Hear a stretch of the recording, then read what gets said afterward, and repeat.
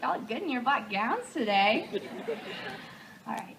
Parents, family, little brothers who are probably playing Angry Birds and trying to tune me out, friends, runners of Myers Park jogging awkwardly in place in the back, faculty, and my fellow graduates. Welcome to the celebration of our 4 years, or 5 years, 3 years, 12, 27, 80 years at Queens. This past month for us has been a complete whirlwind. We went from classes to finals to senior week to here, graduation, all while making memories that will keep us laughing for years to come. As I thought through this speech, I wondered what I could say to bring everyone together one last time. We have different majors, have gone on separate JBIPs, some of us have lived on campus and others off, but after reflecting a bit, I think I found something that encompasses us all. I know what you may be thinking. No, it isn't the inability to make it your whole Queens career without getting a parking ticket. And it's not the collective excitement over the reemergence of double chocolate chip cookies in the calf, unless that's just me. Nor is it the continuing mystery that has plagued us since freshman year. How do you lead a noble life? Those were all close contenders, but this swept the competition. Whether you're a freshman, senior, alumni, professor, or Pamela Davies, you have encountered this at Queens. The campus squirrels.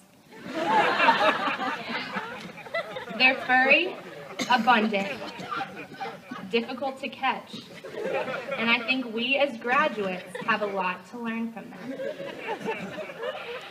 I got this idea to share with you while walking to take a final last semester. I wasn't feeling so great about my Core 412 exam, and as I walked there, I was trying to build up confidence in myself. That's when I saw it. About 5 feet in front of me, I heard a rustling in the trees above, and before I knew it, a squirrel dropped flat on its back in the gravel path in front of me. I know I didn't major in squirrels at Queens, but if you look up at the trees above us, you'll see that there aren't many squirrels falling onto the ground. In all actuality, their large tails are there to help them remain balanced. It didn't move for a couple of seconds, and not only did I feel like the sight of a squirrel falling to its death was a sign that I might be about to fail my exam, but being CPR certified, I was torn whether I should try to help it or whether I should walk past as if nothing happened.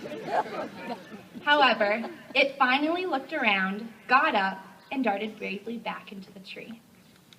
Looking back on that experience, I can't help but think that squirrel isn't so different from us. Throughout our time here, we've been instructed by wise and loving faculty, like Dr. Pillar, who convinced my entire freshman environmental science class that dirt was a cuss word. So much so that I'm nervous saying it to you right now, and I'd like to correct myself. Soil.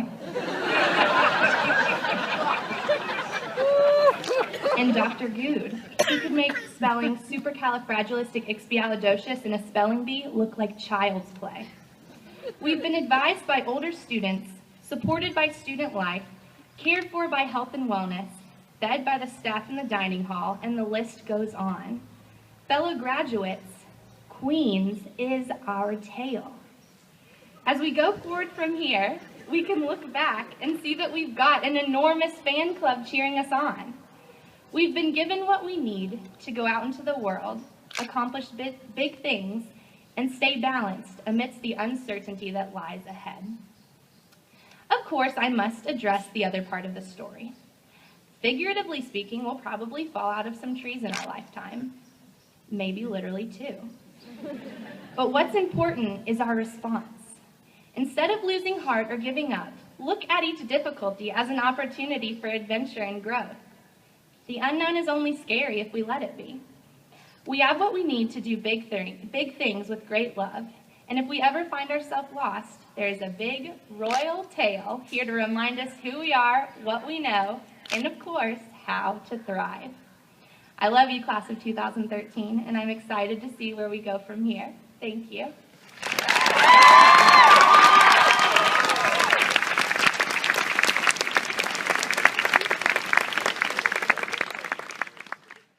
Let's begin with our student recipient. The student recipient of the 2013 Algernon Sidney Sullivan Award excels in many endeavors at Queens. Originally from Knoxville, Tennessee, our 2013 student, I heard a behind me. Our 2013 student recipient has been described as one who radiates sheer positivity and joy when caring, serving, or leading others. For 3 years, she has served as a resident assistant to Belk and Hayes residence halls, where she has helped countless students claim Queens as their second home. Her exemplary service and compassion are noted by anyone she has touched. Her creativity has created memories of Easter egg hunts, awkward family door decorations, tie-dye Twizzlers, and Twister gatherings behind Belk Residence Hall. Service is at the core of her being. After all, she almost performed CPR on a squirrel. I didn't know that story before, Danielle. She has traveled to Guatemala and New Orleans to minister to others, help rebuild homes, and ultimately inspire lives. On campus, she served Queens unceasingly through Campus Judicial Board, Center for Active Citizenship, Young Life, Critical Thought Symposium, and most recently, as senior class president.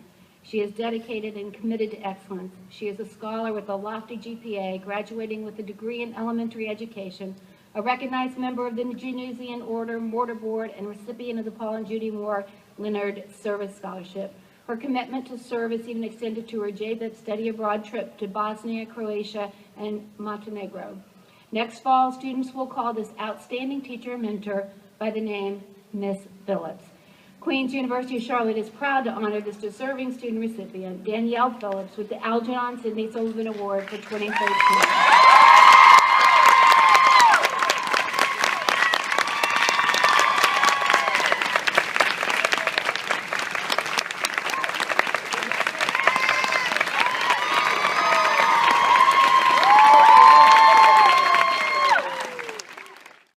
Typically, we recognize the second highest grade point as the salutatorian, and the student with the highest grade point average is named the valedictorian.